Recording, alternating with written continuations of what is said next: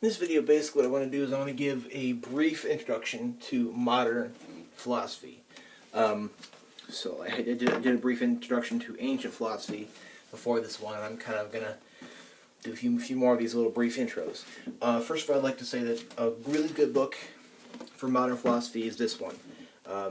Modern Philosophy, an Anthology of Primary Sources by Eru and Watkins. This book has a lot of, like, you can get, like all of the works by all of these guys, which would probably cost you, well, lots of them are probably free on the Kindle, but if you wanted to get like a hard copy, it'd probably cost you some money. But if you want to have a good book which has everything that you could possibly need, sometimes you might have to go to get the whole work if you want to read more than what is in here. But this gives you the main and most important things in modern philosophy. Like it has all of these, and it has all of these people, writings from all of them, and more. It has lots of other things in it too. It has like even Galileo, Bacon, Hobbes. I should have wrote on here, but I didn't. Hobbes.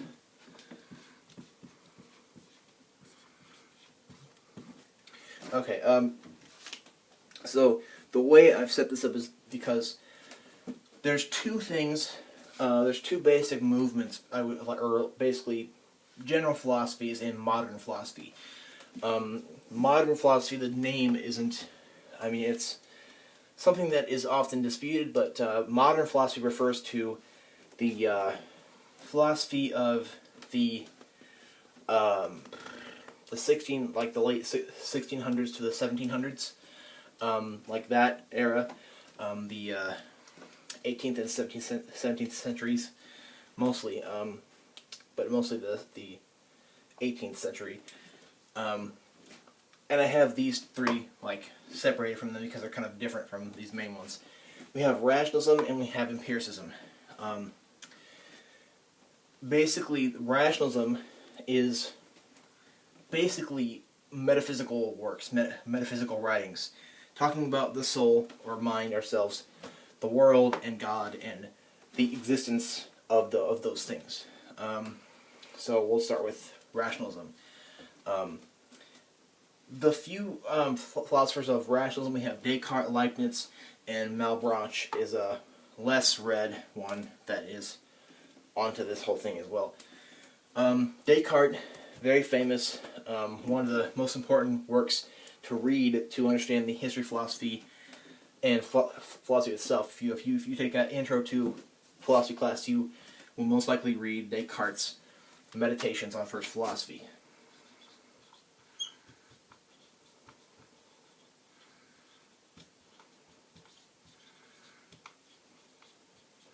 Meditations on First Philosophy, because he has other works which can also be found in here. All of the meditations from Descartes are in this book. Parts of the Discourse on Method and another work by him is also in this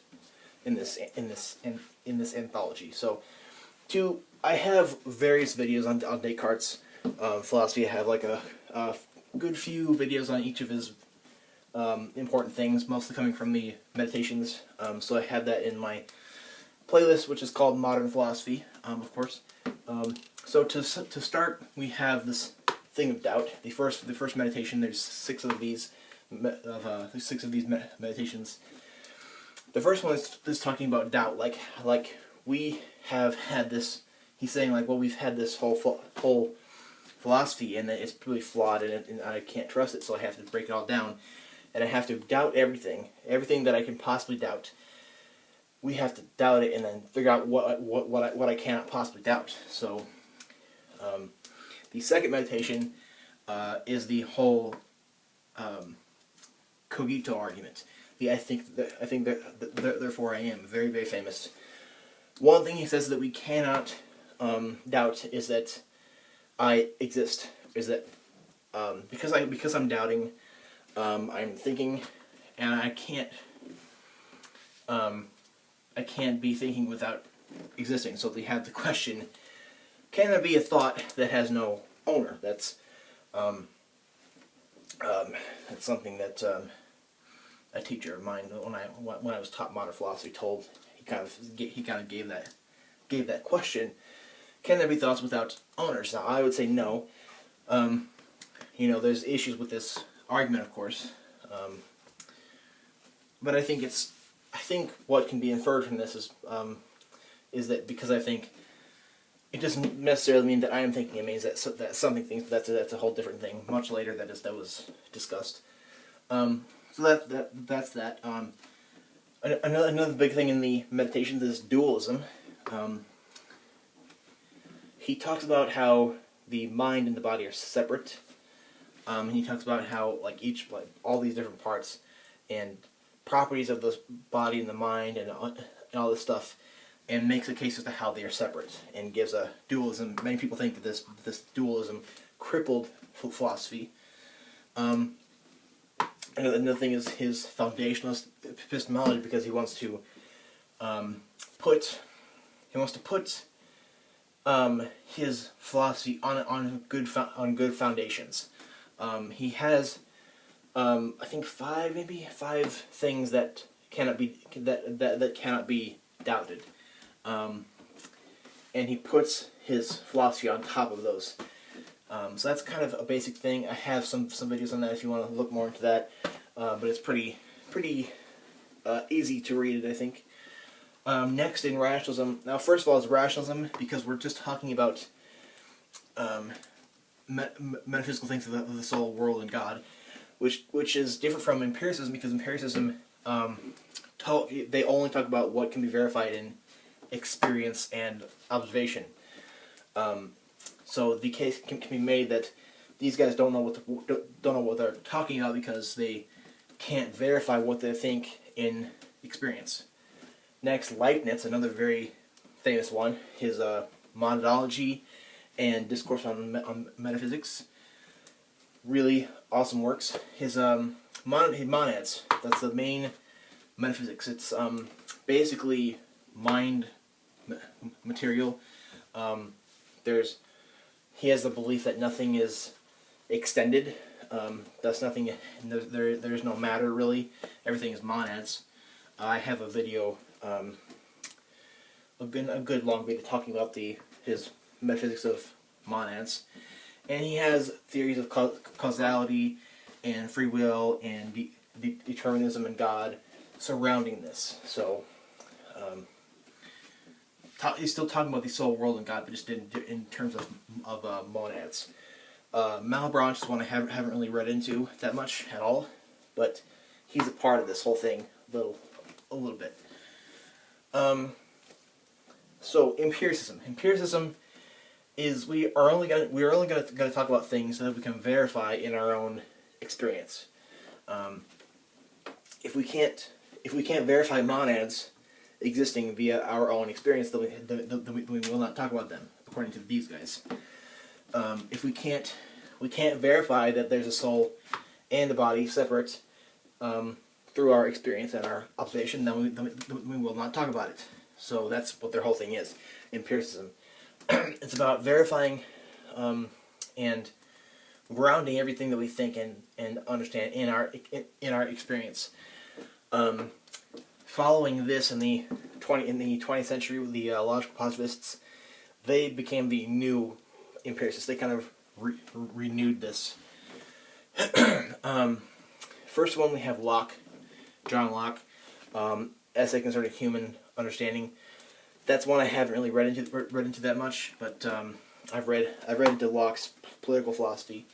But Locke has a similar empiricist kind of thing going on. Look here.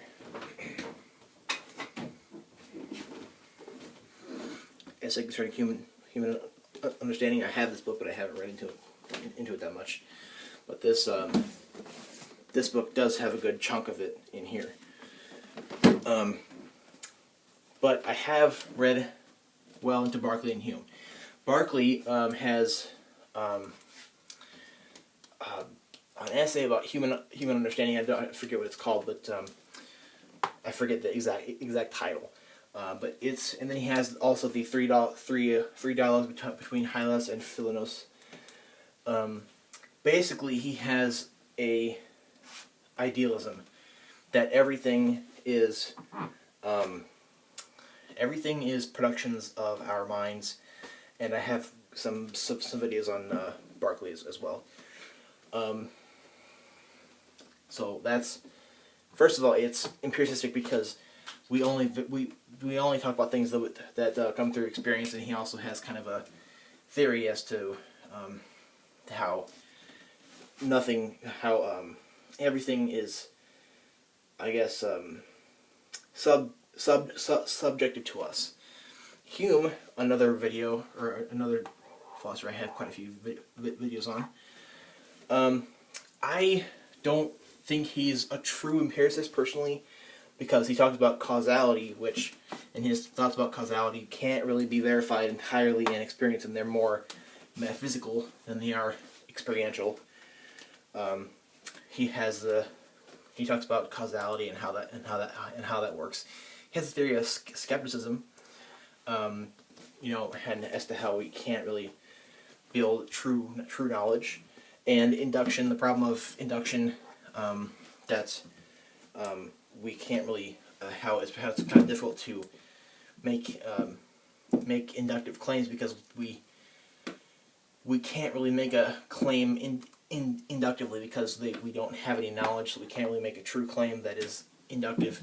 I think I have a video on that too. Okay, so that's a very cursory and very brief intro to these guys. I'm going to explain these three here a little bit.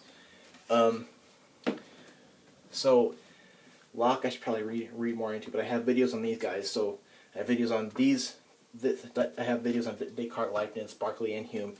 So if you want to know more about them, you can go to my videos in my modern philosophy playlist, or you can go to other resources on YouTube or on the internet. The IAP, the Internet Encyclopedia of Philosophy, is a really good resource, as well as the Stanford Encyclopedia of Philosophy as well. Spinoza, I would consider him a rationalist personally, but not all do it. So that's why I kind of separated him from this. He has a philosophy of substance, and he has like axioms, and then he has lots of things. And he has a book called The Ethics, which actually has a lot of metaphysics in it. And he has the theory of he's a pantheist. Pantheism being that God is a part of the world and not transcendent, as most Christianity thinks. So I would consider him a rationalist. Hobbes wrote the Leviathan, and he kind of had a political theory and a ethical theory, and I have a video on him as well, about egoism, how the world is chaotic, and the world is going to be in a state of war. The state of nature is a state of war, and that's because we all are egoistic. He describes us as egoistic, and how we all naturally seek our own means, and therefore our ethical and political theory should be egoistic as well. Kant is, I think Hobbes is not really part of this. He's on his own territory. He's not a part of this at all.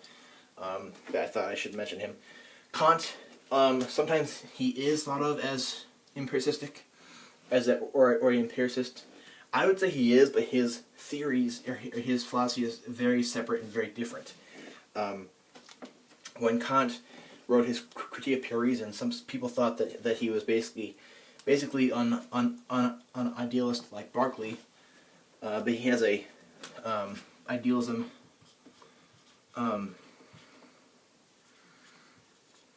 which is different, and He also has an ethical theory of the categorical imperative and moral absolutism. So I think he's very different.